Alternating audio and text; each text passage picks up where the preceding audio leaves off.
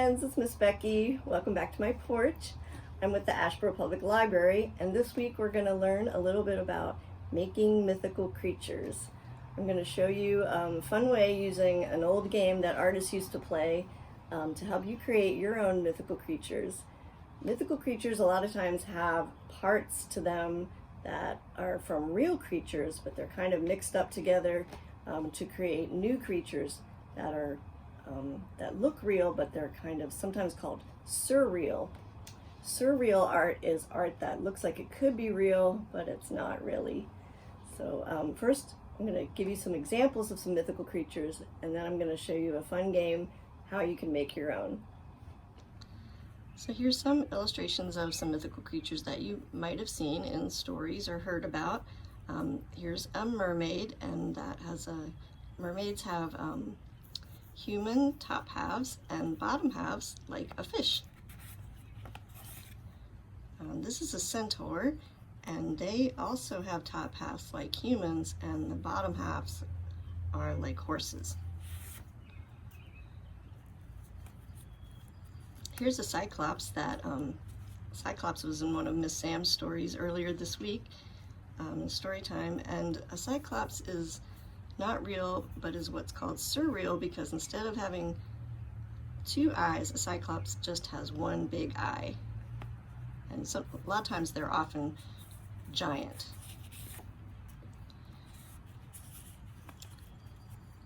Sometimes you might hear about a creature called a manticore, which is usually some kind of combination of a human and a lion that has wings and a pointy tail.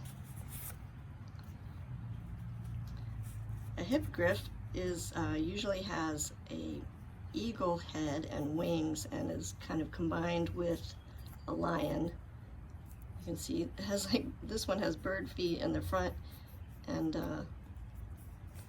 almost looks like hooves in the back.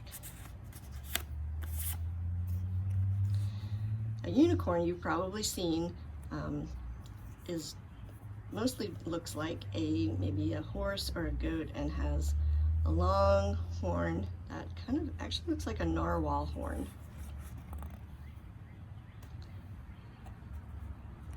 A minotaur has a human body, but kind of a head that's shaped like a bull, and sometimes legs that are like a bull also.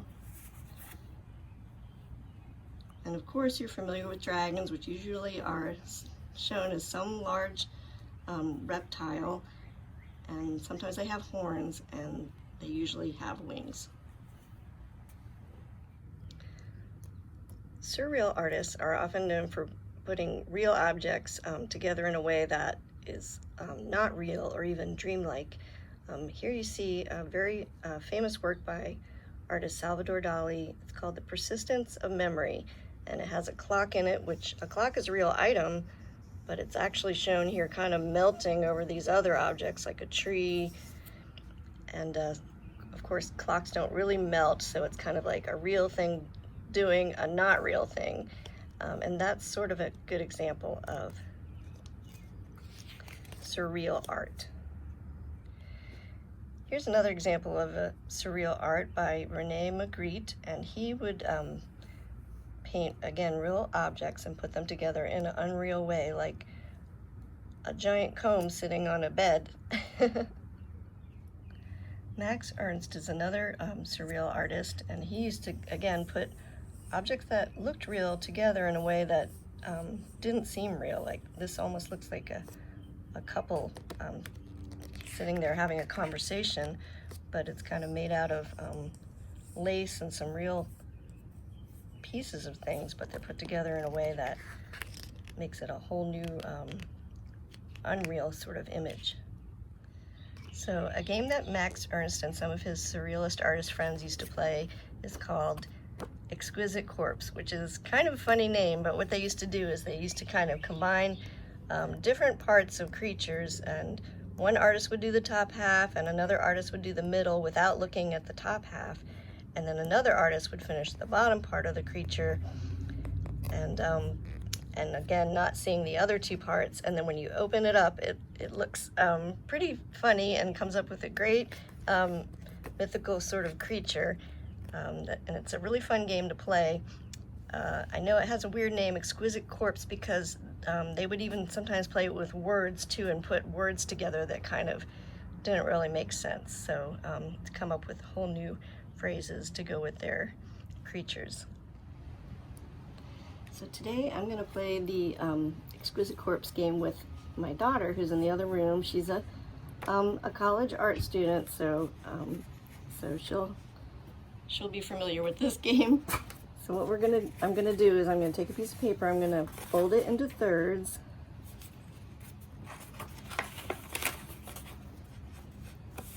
Sometimes I have to kind of measure it a little bit like that before I fold it.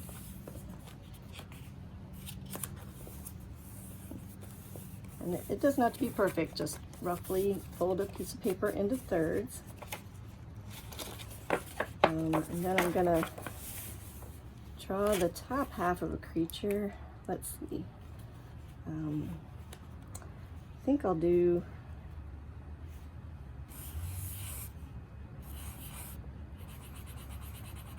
a creature kind of like pigeon, because I was drawing that the other day. And that was fun to draw. And then what you do is you actually draw some lines from the top part down into the middle part a little bit, so that way the next person who draws knows how to connect the creature. So I'll also go ahead and draw the tail. This is good to play with 3 people, but since, excuse us, and this is, my dog Cloud is in the way. Scoot over, Cloud. Oh, anyway, scoot. Okay, so on the bottom here, I'm going to draw this creature. I think I will draw a tail, like a fishtail. And then again, I'm going to just bring the top up a little bit onto the middle part, and then I'll give it to my daughter Jo and see what she comes up with in the middle. Okay, this time I think I'm gonna do the middle part, and then I'll let Jo come up with the top part and the bottom part. So I'll just go ahead and do the middle right here. I think I'm gonna do it, let's see, I'm gonna do it like a bird. So let's see, bird will have wings.